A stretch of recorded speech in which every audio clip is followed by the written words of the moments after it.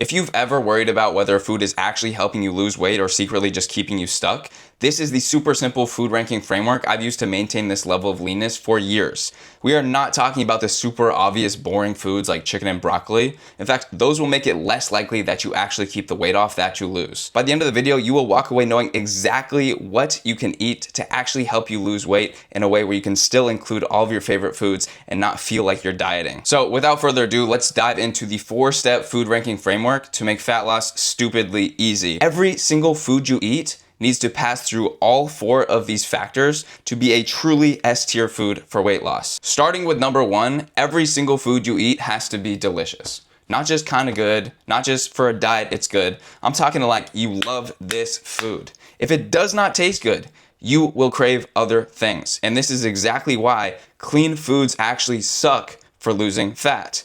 All you have to do to realize this is play it out. What happens when you eat the same things that you hate every single day? The same thing that happens when you do anything that you hate every single day. You want to quit, you want to break, you want to binge. And so if it doesn't taste good, if you're making compromises, if you feel like you're making sacrifices, then you are, and eventually you will crave those other things. This is what leads people to break. You have to think not just about, is this food good enough for me to lose weight this week or this month? You have to think, is this a kind of meal that I could eat for the next year or even years, obviously with some more variety, but this is kind of the idea. This is the point that you have to be thinking about. So number 1, is it absolutely delicious? That's the standard we're holding ourselves to.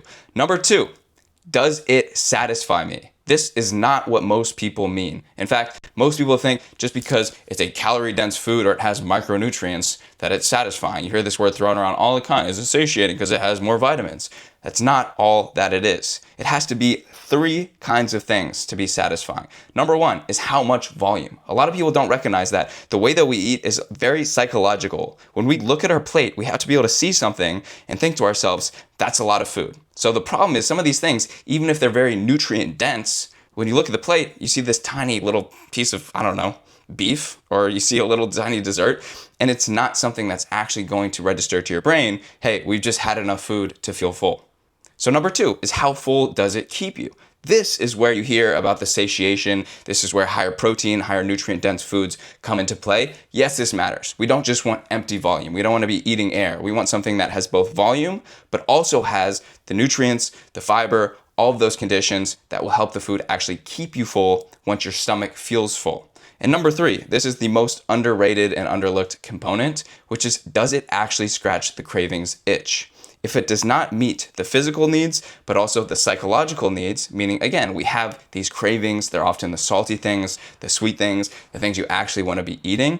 If it does not leave you feeling satisfied across these 3 areas, enough food volume, enough nutrients, fiber, calorie density to actually keep you full, but also something that makes you not want to have cravings later. So we have something that's delicious, we have something that satisfies us on 3 fronts.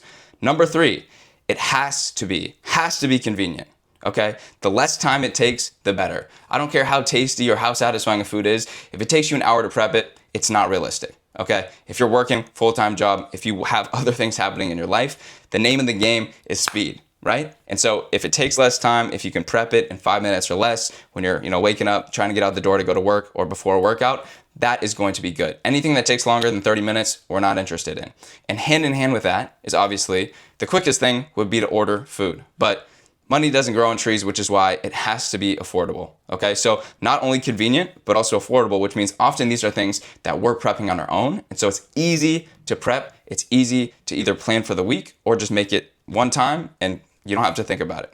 5 minutes or less, that's the gold standard. So to recap, every single thing you eat, if you truly want this to be an S-tier food for weight loss, it has to be absolutely delicious, which means you love it. I don't eat a single thing while I'm cutting that I don't love. And if that sounds crazy to you, it's because you're used to dieting the wrong way. You're used to doing the clean foods that suck, that you hate, and you're constantly waiting for it to be over so you can eat all the desserts and unfortunately gain that weight back. It has to satisfy you. It's enough volume for your brain to look at your plate and say, hey, that's enough food to keep me full. It also has to have the nutrients inside of it and the calorie density to actually keep you full over time. So not just simple calories, simple foods.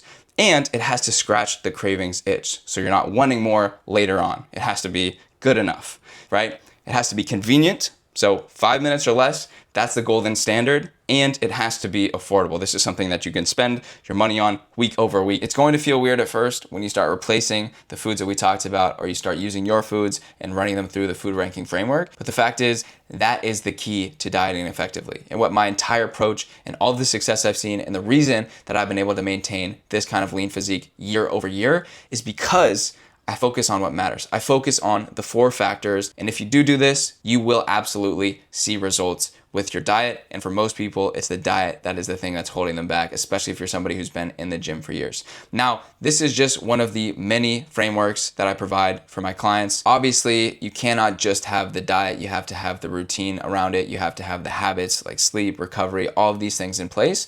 So if you are somebody who wants to take your fitness to the next level, if you really want to have all bases covered, you're welcome to apply to work with me to join the waitlist. I'll leave a link in the bio below. So go out and apply this, and I'll catch you guys in the next one.